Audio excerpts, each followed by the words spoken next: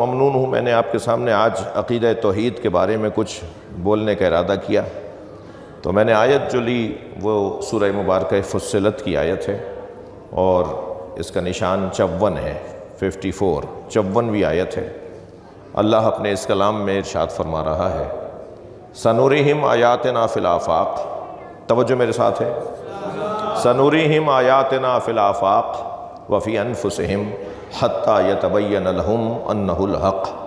बहुत जल्द हम इन्हें अपनी आयात दिखाएंगे सारी कायनात में और ख़ुद इनके अंदर, और इतना हम अपनी आयतों को इन तक रोशन करेंगे, इन तक पहुँचाएँगे कि हत्ता यतबय्यन लहुम अन्नहुल हक़, कि इन पर यह बात रोशन हो जाए कि अल्लाह है। ये अल्लाह है का जो एक पैगाम है, ये अल्लाह बार बार आयतें दिखा कर बताएगा। यानी अगर मैं इस आय करीमा की रोशनी में यूँ कहूँ कि अल्लाह हर एक को मुवहिद बनाना चाहता है। कोई आज हो जाएगा, कोई कल होगा, कोई आइंदा होगा, मगर कोई दुनिया से बग़ैर तौहीद के जाएगा नहीं। अच्छा, मैं अगर यूँ लफ्ज़ों को यूँ कह दूँ, एक सलवात और हदिया करें नबी के,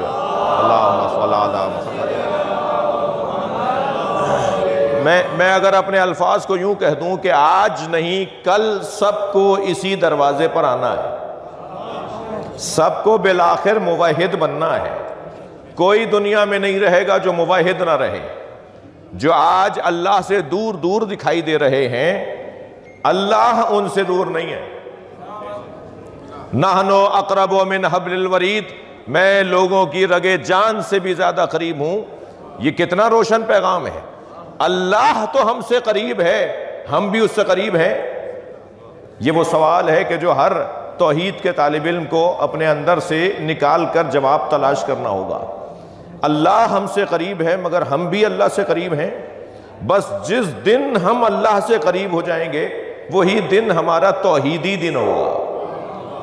और याद रहे कि जिसकी बारगाह में बैठकर मैं इस मौजू पर बोलने की कोशिश कर रहा हूँ और आपको तबर्रुकन और सवाबन अपने साथ शामिल कर रहा हूँ, वो वही बारगाह है कि जिन्होंने अक़ीदा तौहीद के लिए अपना सब कुछ कुर्बान किया है।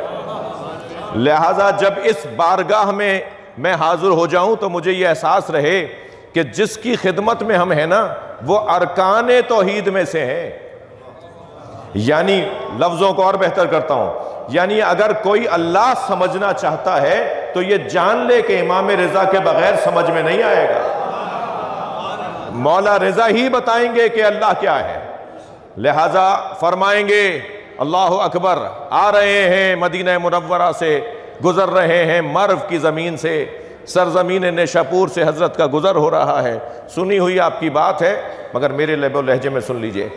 मेरे मौला एक ऐसी मंजिल से गुजरे कि जहाँ हज़ारों की तादाद में लोग हैं जो हज़रत का दीदार करना चाहते हैं। आप कितने खुशकिस्मत हैं कि आप हज़रत के दीदार के लिए आए हुए हैं। ये कुछ ऐसी ही कैफियत है। सलवात हदिया कर दें नबी के ज़ात पर। ये ऐसी ही कुछ कैफियत है। मौला अपना दीदार, मौला का दीदार चाहते हैं हज़रत के चाहने वाले।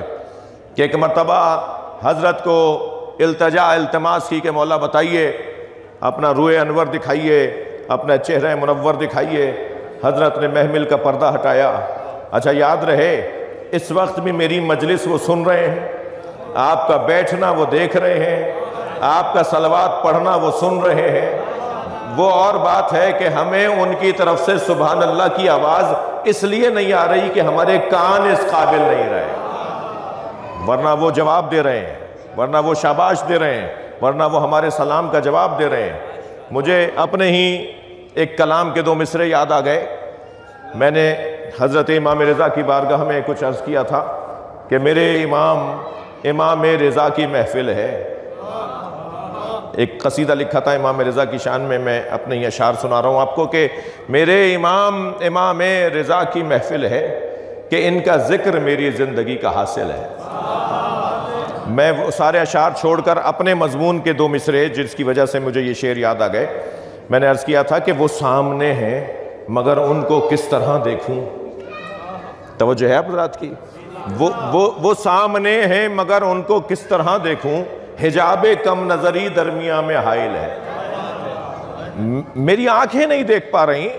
अच्छा, हर वो चीज जो मुझे नजर नहीं आ रही वो जरूरी नहीं है कि वो न हो, जरूरी नहीं है कि जो चीज नजर ना आ रही हो उसका वजूद भी ना हो। हमें नजर नहीं आ रहा, ये मेरा मसला है, वो है, ये उनका कमाल है। हम इस बारगाह में इस नीयत के साथ हाजिर हुए हैं कि वो हमें सुन भी रहे हैं, हमारे सलाम का जवाब भी दे रहे हैं, हमारे खड़े होने को देख भी रहे हैं। ये और बात है कि मेरे कानों में ये सलाहियत नहीं रही कि मैं इमाम के सलाम का जवाब सुन सकूं। और अगर मैंने थोड़ी सी मेहनत कर ली, मसला इस बारगाह में कुछ और है, यहां पर गिना नहीं जाता है या तोला जाता है। ये जगह वो जगह है कि सलवात पढ़ ले जरा मोहम्मद वाले।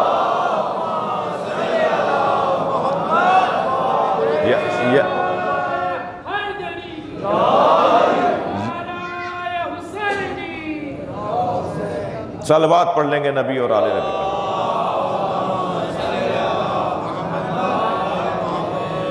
तो अजीज़ो, हज़रत का सफ़र जारी है और हज़रत से ख्वाहिश का इजहार किया जा रहा है कि मौला कुछ अता करें, मौला कुछ अता करें। हज़रत ने अता फरमाया, और क्या अता फरमाया। मेरे मज़मून की बात है, मौला ने फरमाया कलिमतु ला इलाहा इल्लल्लाह हिस्नी। मैं तुम्हें एक हदीस कुदसी सुनाता हूँ। मौला रज़ा हदीस कुदसी अता कर रहे हैं।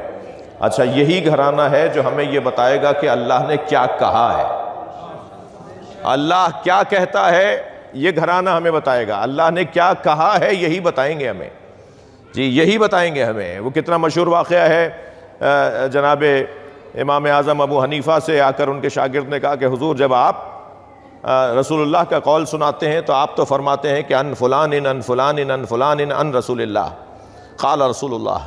जब आप फरमाते हैं तो कहते हैं कि फ़लाँ ने फ़लाँ से सुना और फ़लाँ रावी ने फ़लाँ रावी से सुना और उसने रसूलुल्लाह से सुना और रसूलुल्लाह ने ये फरमाया। लेकिन जब जाफ़र सादिक़ बोलते हैं तो कहते हैं क़ाल रसूलुल्लाह। वो तो रावियों का जिक्र ही नहीं करते। तो इमाम आज़म अबू हनीफ़ा, मेरे सुन्नी भाई भी तशरीफ़ फरमा हैं और मजलिस भी यकीनन पूरी दुनिया सुनेगी। तो इमाम आज़म अबू हनीफ़ा ने फरमाया कि ख़बरदार जाफ़र सादिक़ के बारे में ऐसा मत सोचना, इसलिए कि तुम जिसकी बात मेरे पास लेकर आए हो उसे तो ये हक भी हासिल है कि वो ये कह दे कि क़ाल अल्लाह, अल्लाह ने ये फरमाया है। तो ये वो घराना, मेरे मौला फरमाते हैं कलिमतु ला इलाहा इल्लल्लाह हिस्नी। ये जो ला इलाहा इल्लल्लाह का कलिमा, हमने जो ला इलाहा इल्लल्लाह पढ़ते हैं, ये अल्लाह फरमा रहा है ये मेरा किला है। वमन दखला हिस्नी, और जो मेरे किले में दाखिल हो गया, अमिना मिन आज़ाबी, वो मेरे आज़ाब से महफूज हो गया। ये अकीदा तौहीद और मौला रज़ा का फरमान मैंने आपको सुना दिया। मौला ने यह कहकर महमिल का पर्दा गिरा दिया।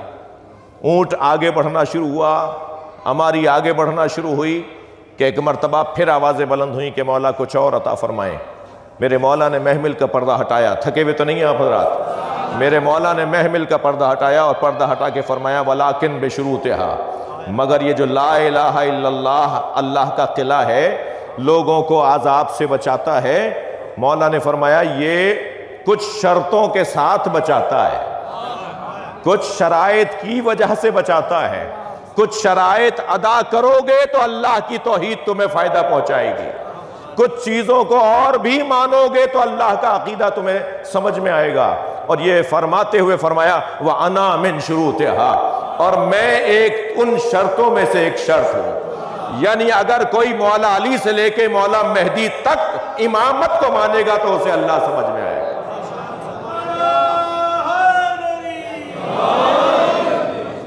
ला इलाहा इल्लल्लाह, ये तौहीद का वो रोशन पैगाम है जो शायद ही कोई इस तक न पहुंच सके। इस तक पहुंचना ये अल्लाह के इरादों का एक रोशन उन्वान है। बहुत जल्द हम इन्हें अपनी निशानियां दिखाएंगे फिल आफाक में वफ़ी अनफुसिहिम, और इनके अंदर दिखाएंगे कि अल्लाह क्या अन्नहुल हक, कि अल्लाह है। देखिए, हर मजहब का एक ही एजेंडा है, वो मजहब मसीहियत हो, वो मजहब यहूदियत हो, मैं सह्यूनी यहूदियों की बात नहीं कर रहा कि जिनका एजेंडा कुछ और है, वो मजहब मुसलमान दीन हो, इस्लाम हो, हर मजहब एक ही नारा लगाता है और वो एक ही एजेंडा पेश करता है, और वो ये कि तौहीद, अकीदा तौहीद, अल्लाह समझाना और अल्लाह बताना और अल्लाह तक पहुंचाना। तवज्जो चाहूंगा, यानी अल्लाह पहचानवाना और अल्लाह मनवाना, ये दो उन्वानात हैं हर मजहब के। आप ज़रा जाकर इन मज़ाहिब और अदियान, और जो अदियान आसमानी हो या अदियान गैर आसमानी हो, हत्ता मैं अभी सही और गलत, कौन सही है कौन गलत है, इस मरहले पर वो बात नहीं कर रहा। यानी अगर आप हत्ता हिंदुओं के पास भी जाएंगे तो वो भी अल्लाह की बात करते हुए नजर आएंगे। वो भी एक अकीदा रखते हैं कि ऐसे यहूदी भी, ऐसे ईसाई भी, ऐसे मुसलमान भी, उनका कहना यह है कि अल्लाह पहचानवाना भी है और अल्लाह मनवाना भी है। अल्लाह पहचानवाना कि अल्लाह कौन है, अल्लाह को हम किसे अल्लाह माने। जी, दुनिया में कोई नहीं मिलेगा आपको कि जो अल्लाह को न मानता हो। आपको अगर कोई मिले तो मुझसे मिलवाइएगा। कोई नहीं मिलेगा आपको जो अल्लाह को ना मानता हो। वो और बात है कि अल्लाह के मानने में मिस्दाक में इख्तिलाफ और मिस्दाक में इश्तबाह पाया जाता है। भाई नबी मुकर्रम ने अगर ये फरमाया होता कि मेरा अल्लाह मान लो जी, तो 365 अल्लाह तो ये पहले से ही मानते थे, अल्लाह मानने में गनी थे, एक और अल्लाह मान लेते, कहते पहले से इतने सारे मानते हैं तो एक और मान लेते हैं। नबी के साथ इनका इख्तिलाफ अल्लाह मानने में नहीं था। नबी ने तो फरमाया पहले सारे इलाहों का इनकार करो फिर मेरा अल्लाह मानो। इख्तिलाफ तो यहां से हुआ, वरना एक अल्लाह और सही। नबी ने फरमाया नहीं, कहो ला इलाह, कोई अल्लाह नहीं है। यहां से इख्तिलाफ शुरू हुआ। नबी मुकर्रम ने वो अल्लाह मनवाया। थक तो नहीं रहे आप मेरी बातों से? नबी मुकर्रम ने, अब मुझे पता है कि मैंने जो मज़ामीन सोचे हैं उसमें कुछ इसी तरह से होगा कि आपकी तवज्जुहात भरपूर रहेंगी, और ज़रूरी नहीं है कि हर बात के ऊपर आपकी तरफ से मुझे ऐसे ही एहसास होने लगे जैसे बाज़ मज़ामीन में और होता है। तो आपकी तवज्जुहात ही मेरे लिए गनीमत है।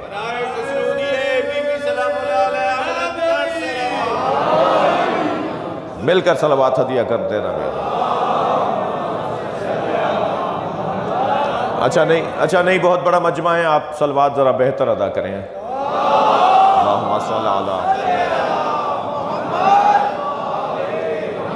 ला इलाहा अगर नबी ने ना फरमाया होता और सिर्फ फरमाया होता कि मेरा अल्लाह भी मान लो, तो ये लोग अल्लाह मान लेते, नबी वाला भी अल्लाह एक मान लेते।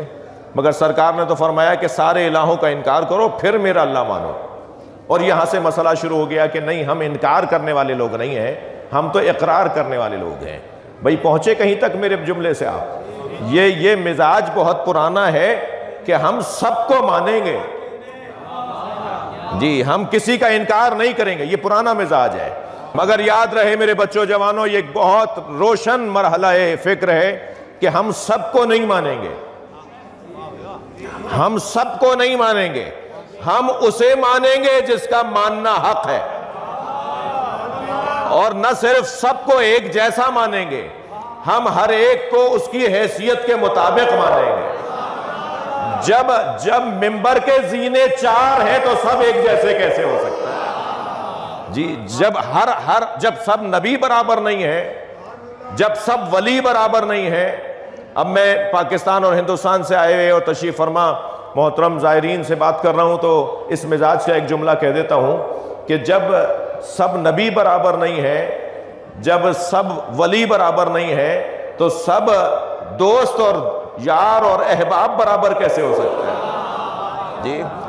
सब जी, जब किसी को अल्लाह ने किसी को भी तो एक जैसा नहीं बनाया। हम में से कोई नबी रसूल इमाम तो यहां नहीं बैठा हुआ ना, थोड़ा गर्दन हिलाइए। कोई नहीं बैठा हुआ ना हम में से, रसूल, नबी, इमाम कोई भी नहीं बैठा हुआ ना हम में से। जो हम सब एक जैसे हैं, अल्लाह ने इन्हें एक जैसा नहीं बनाया। हम जितने लोग बैठे हैं सब मुख्तलिफ हैं। आप अगर मेरी बात रोशन है तो ज़रा तजर्बे की दुनिया में जाइए। अहम तरीन कागजात पर दस्तखत के बाद अंगूठा भी लगवाते हैं जी।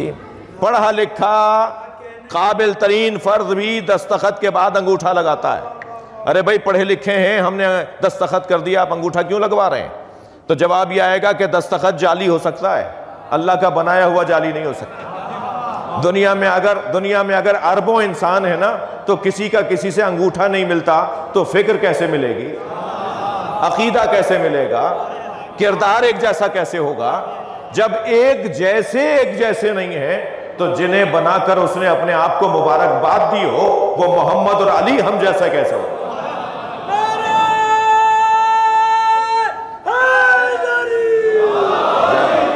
किसी को किसी जैसा नहीं बनाया अल्लाह ने। यही उसका हुनर है, यही उसकी सानइयत है, यही उसकी कादरियत है, यही उसकी खालिकियत है कि उसने हर एक को अलहदा बनाया है, हर एक को नया बनाया है, हर एक को किसी जैसा नहीं बनाया जी।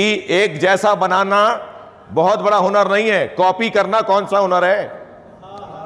अल्लाह ने किसी को किसी जैसा नहीं बनाया। हर आने वाला मुख्तलिफ नजर आता है। तवज्जो, हर आने वाला मुख्तलिफ नजर आता है।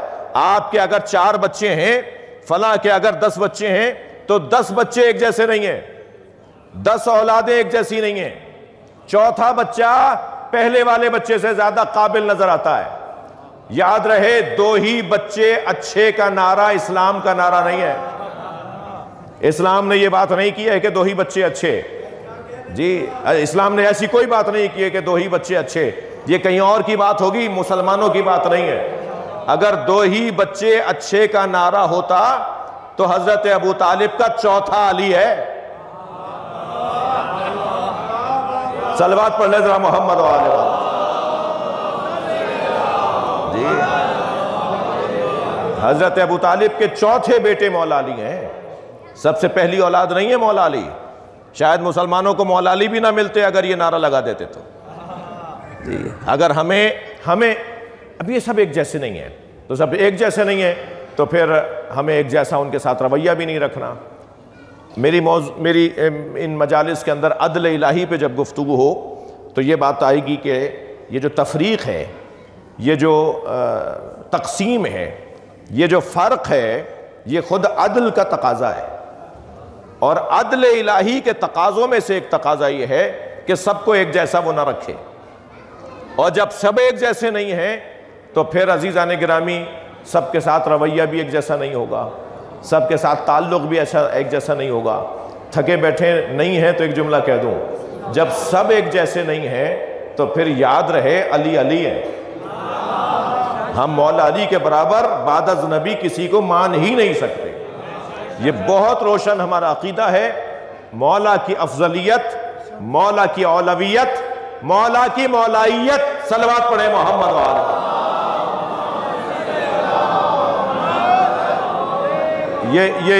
ये हमारे अकायद में रोशन तरीन अकीदा है।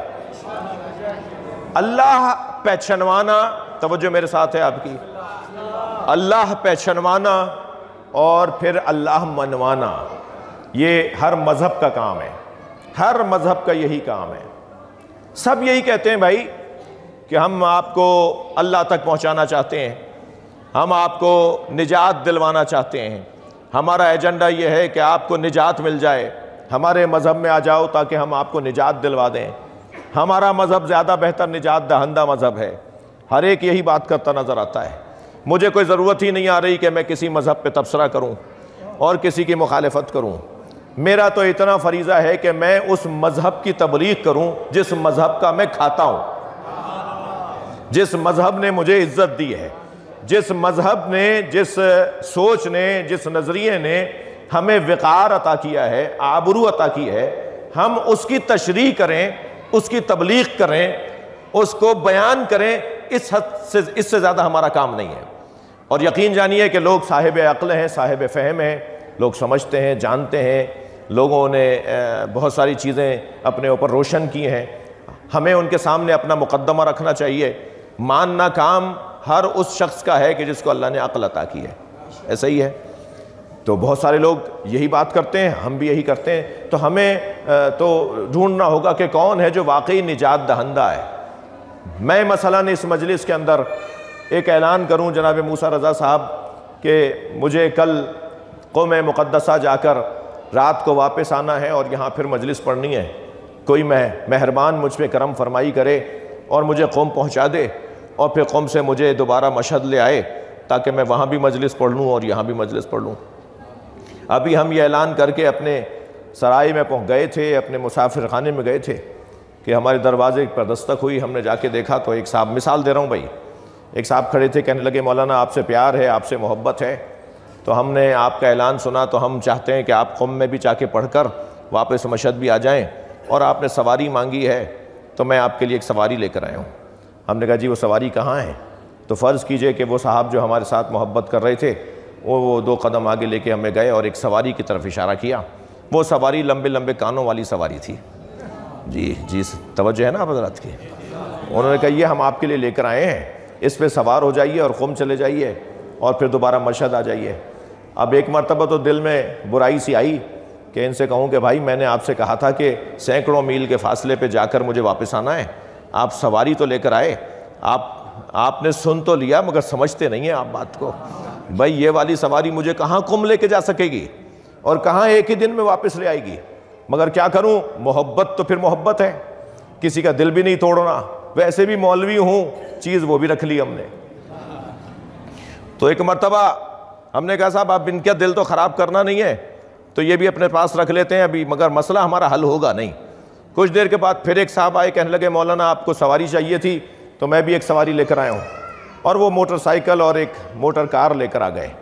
तो मैंने भी ये सोचा कि अब इनसे क्या कहूँ, उससे तो बेहतर है, मगर क्या बताऊँ कि ये सवारी भी मेरा मतलब पूरा नहीं करेगी। थोड़ी देर के बाद फिर दस्तक हुई तो एक साहब ट्रेन का टिकट ले आए। फिर मैंने सोचा कि इन्हें बहरहाल इतना ख्याल तो था कि मेरे साथ ताउन करें, मगर ये भूल गए कि ये ट्रेन मुझे एक दिन में वापस लेकर नहीं आ सकेगी। लेकिन कुछ देर के बाद एक साहब और आए और वो प्लेन का टिकट लेकर आ गए। अब सवारियाँ तो बहुत सी जमा हो गई, हर एक का दावा है कि ये वहाँ तक ले जा सकती है और वहाँ से वापस भी ला सकती है। अक्लमंदी क्या है कि मैं कौन सी सवारी लूँगा? अक्लमंदी क्या है कि मैं कौन सी सवारी लूँगा? मैं सवारी वो लूँगा कि जिसमें यह सलाहियत हो कि वो इतनी दूर जाए और वापस भी आ जाए। अजीज़ाने गिरामी, बड़े बड़े मजहब दावा कर रहे हैं, हमें तो उस मजहब से जुड़ना है जो यहां से वहां जाए, बिस्तर भी गर्म रहे, जंजीर दर भी हिलता रहे, वुजू का पानी भी बहता रहे, और वो वहां से यहां भी आ जाए और वक्त भी ना गुजरने पाए और मतलब भी पूरा हो जाए। हम उस दरवाजे पर आ जाएं कि जो ये सलाहियत रखते हैं कि ये लाखों नहीं, हमारी समझ से ज्यादा के फासले को गुजार भी दें और फिर वो फासला महदूद भी हो जाए और उनकी गिरफ्त में भी रहे। ये घराना हमें बताएगा कि हमें कैसे मंजिलों तक जाना है। ये घराना जिस दरवाजे पर मैं और आप आके बैठे हैं ना, पहले तो मेरे अजीजों शुक्र करें अल्लाह का कि अल्लाह ने हमें ये करम किया है हमारे ऊपर कि हमें वहां ला बिठाया है जहां आने की आरजू अल्लाह के वली करते हैं। हाँ, ये कुछ मामूली बात नहीं है। इस वक्त मौला रिज़ा की बारगाह में मैं और आप जो आए बैठे हैं, ये हमारे ऊपर अल्लाह का ख़ास करम है कि हमें ऐसी जगह ला के बिठाया है कि जहां आने की आरजू करना खुद अल्लाह के क़ुर्ब की दलील है।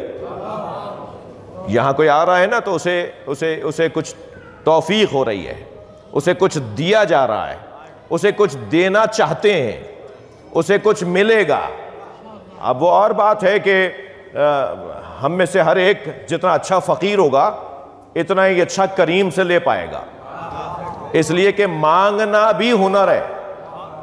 हर एक भी अच्छा मंगता नहीं है, हर एक का काम भी मांगना नहीं है। बहुत सारे लोग, अब याद रहे कि मैं जब मांगने की बात कर रहा हूं तो इमाम रिज़ा से मांगने की बात हो रही है, अपने जैसों से मांगने की बात नहीं हो रही। अपने जैसों से मांगना जिल्लत है और अपने मौला से मांगना इज्जत है।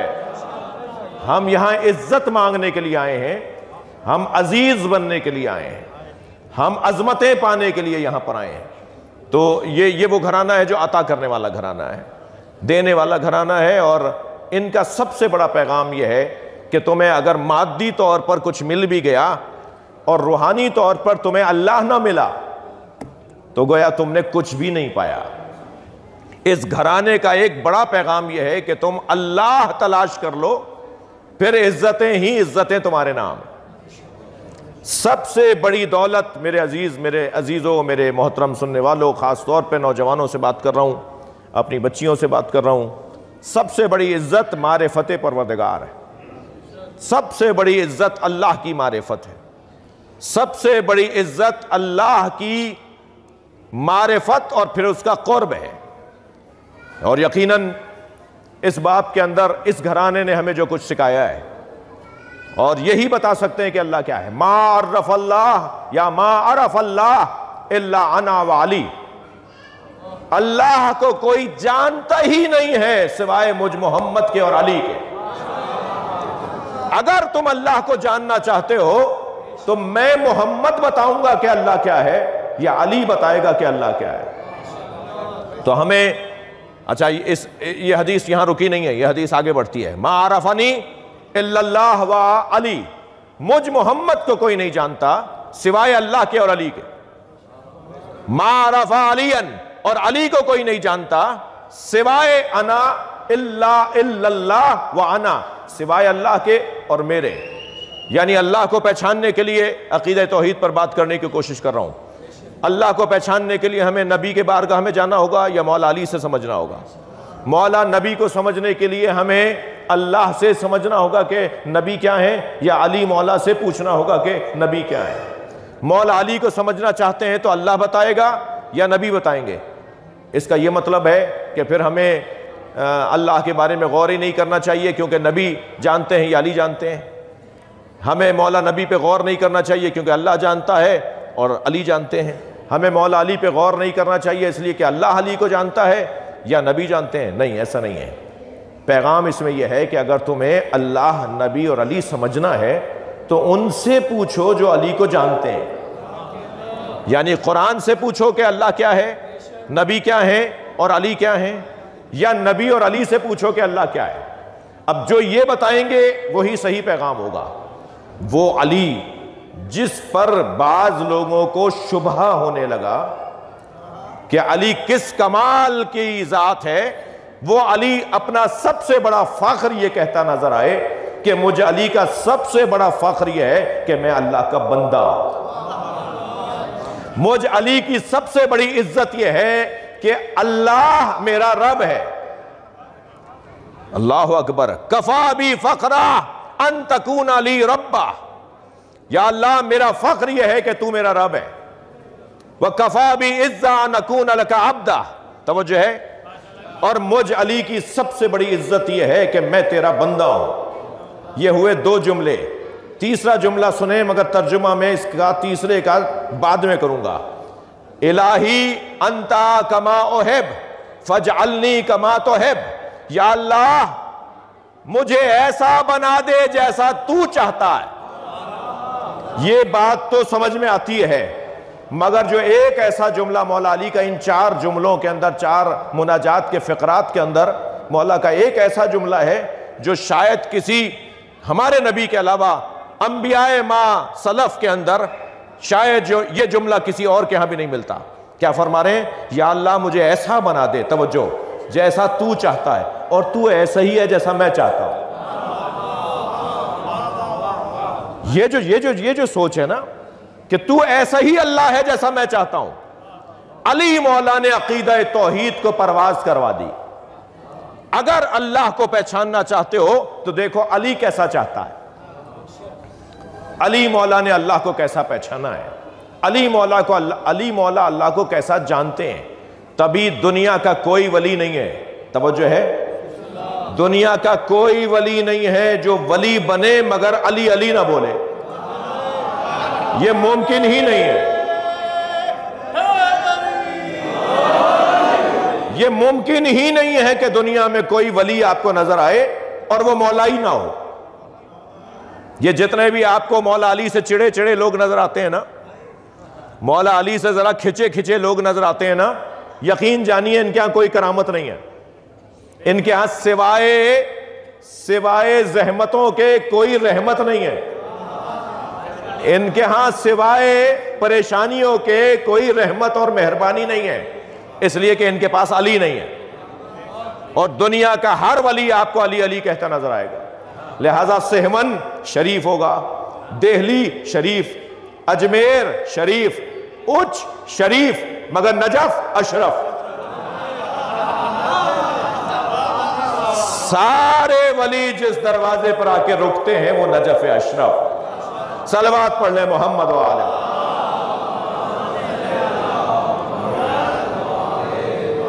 मुझे अंदाज़ा है कि वक्त बहुत तेज़ी से गुजर गया, मगर 5-8 मिनट और मैं अपने मजमून पर कोशिश करूँगा बात करने की। देखिए, ये हम इस वक्त अल्लाह के एक वली ख़ास की बारगाह में, अल्लाह के औलिया में भी मदारिज है ना, थोड़े गर्दन हिलाइए। अल्लाह के औलिया में मदारिज हैं, दर्जे हैं। जैसे नूर में शिद्दत व ज़ाफ़ है, ऐसे नूर इलाही में भी शिद्दत व ज़ाफ़ है। अल्लाह के अनवार, ये अल्लाह के अनवार हैं। अल्लाह के अनवार में भी शिद्दत और ज़ाफ़ है। कोई बड़ा नूर है, कोई उससे कम तर नूर है, मगर नूर वो भी है। हम जिसकी बारगाह में बैठे हुए हैं वो अल्लाह के अनवार में से एक नूर है। यानी अल्लाह जहां तजल्ली कर रहा हो, थोड़ी सी तवज्जो बढ़ाएंगे। अल्लाह जहां तजल्ली कर रहा हो, तजल्ली गाहे परवरदिगार में से एक बारगाह ये है। अगर आप थके नहीं बैठे हैं तो एक जुमला कह रहा हूं, हजरत मूसा का कोह कोई और था, हमारा कोह मशहद नजफ अशरफ, मशहद मुकद्दस है। हजरत मूसा कोहे तूर पर गए थे ना, हजरत मूसा का कोहे तूर कोई और है, हमारा कोहे तूर मशहद है। हम यहां कोहे तूर पर आए हुए हैं, अपने कोहे तूर पर, और यहां से हम अल्लाह की तजल्ली देखना चाहते हैं, अल्लाह का जलवा देखना चाहते हैं। अल मुतजल्ली ले खल्क़ ही बे खल्क़े। सलवात पढ़े जरा मोहम्मद वाले।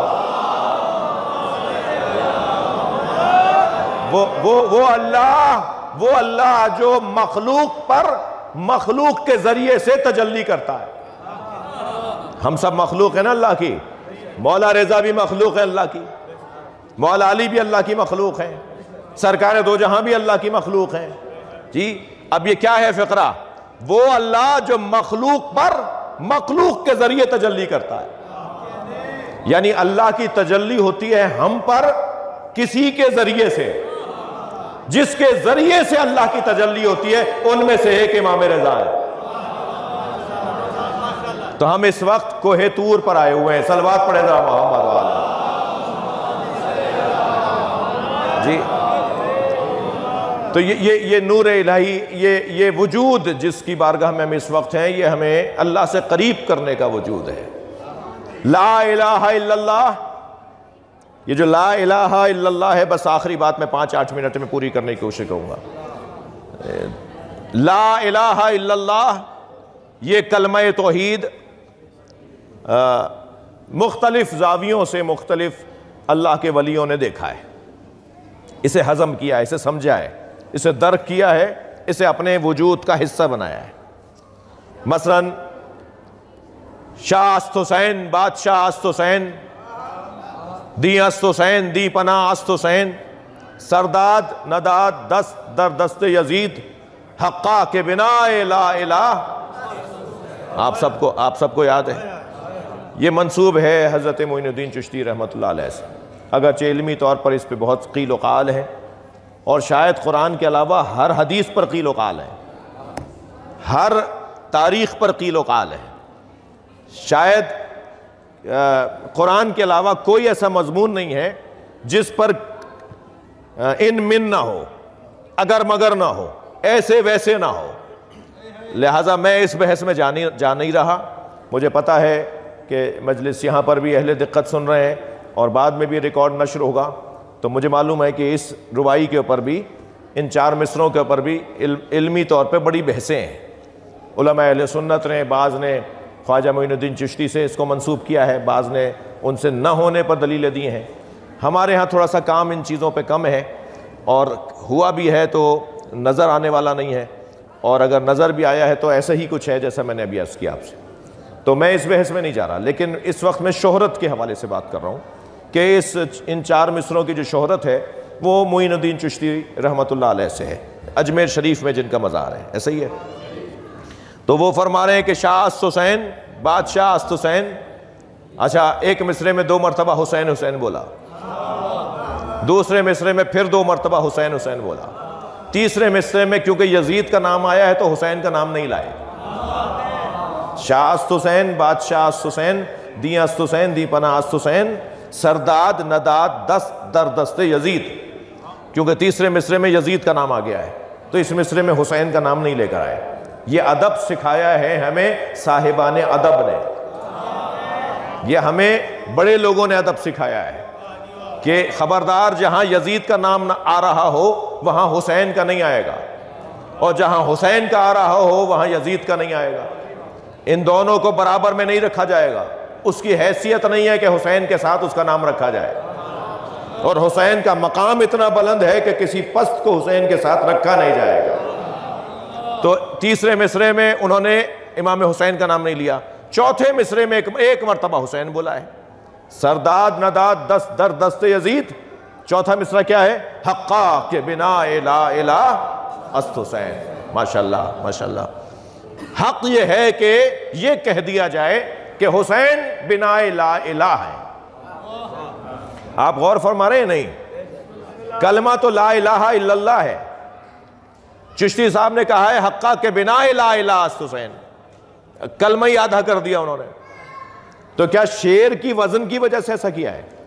शेरी वजन की वजह से ऐसा नहीं किया है, बल्कि उनकी दीद ही ऐसी है।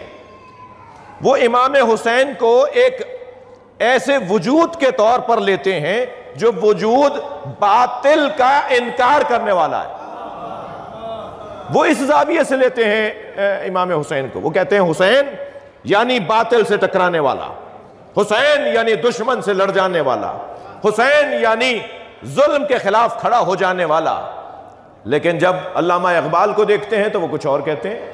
वो आधा कलमा पढ़ते हैं, दूसरा वाला आधा, यानी कलमे का दूसरा हिस्सा। वो फरमाते हैं सत्रे उन्माने निजाते मां निविष्ट। अल्लामा इकबाल रहमतुल्लाह अलैह जी, सत्रे उन्माने निजाते मां निविष्ट, नक्शे इल्लल्लाह बर सहरा निविष्ट। हुसैन इब्न अली ने हमारी निजात की एक सत्र लिखी है, एक सत्र में हमें निजात दे दी है। दुनिया तो बहुत कुछ मेहनत करती है तब भी कुछ नहीं कर पाती, हुसैन ने एक लाइन में हमें निजात दे दी है। सत्रे उन्वाने निजाते मां निविष्ट, नक्शे इल्लल्लाह बर सहरा निविष्ट। अब यहां इन्होंने इल्लल्लाह बोला, उन्होंने ला इलाहा बोला, तो दोनों ने आधा आधा कलमा पढ़ा है। तो बात तौहीद की हो रही है, बात अकीदा तौहीद की हो रही है। यानी अकीदा तौहीद में ला इलाहा एक उन्वान है, इल्लल्लाह एक और उन्वान है। मेरे अजीजों, ये दीद हैं, ये ऐनकें हैं, ये जाविये हैं, ये पहलू हैं, ये सोचने का तरीका है, ये देखने का जाविया है, ये मंजरनामा है। जो मुझे इस तरफ से देख रहे हैं उन्हें शायद मैं इस तरफ का ही नजर आ रहा हूं, और जो मुझे इस तरफ से, मैं आपको यहां से देख रहा हूं, आपकी पुष्ट की जानिब से मैं नहीं देख रहा आपको, मगर कुछ लोग आपके पुष्ट पर बैठे हैं जो आपको पुष्ट की तरफ से भी देख रहे होंगे। तो ये जाविये बदलते चले जाएंगे तो फिर फैसले भी बदलते चले जाएंगे। फैसले बदलते हैं जावियाए निगाह के बदलने पर। बस जब तक जावियाए निगाह हमारा वसी नहीं होगा, हमारे फैसले भी वसी नहीं होंगे।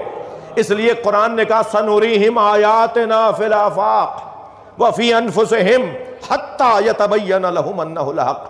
हम सारी कायनात में अपनी निशानियां दिखाएंगे और इनके अंदर अपनी निशानियां दिखाएंगे ताकि ये समझ लें कि अल्लाह है। बहुत बड़ा पैगाम है। मैं आखिरी बात करूंगा। उलमाए किराम तशरीफ़ फरमाएं, मुझे इनसे दुआ चाहिए। असातिज़ा तशरीफ़ फरमाएं। अज़ीज़ान गिरामी, जितना मेरी सोच वसी होती चली जाएगी, इतना मैं अकीदा तौहीद के नतीजों तक पहुंचूंगा। अकीदा तौहीद मेरा आज का मजमून। अकीदा तौहीद हमें वसीउन नजर बनाता है। अकीदा तौहीद हमें घुटन से निकालता है, हमें तंग नजरी से बचाता है, हमें हमें हमें लड़ाई झगड़ों से, उलझनों से निजात देता है।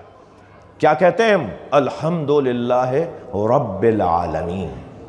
जो आलमीन के रब को मानते हो वो खुद महदूद कैसे हो सकते हैं? उनकी सोच वसी होती चली जाएगी, उनका जाविया निगाह वसी होता चला जाएगा।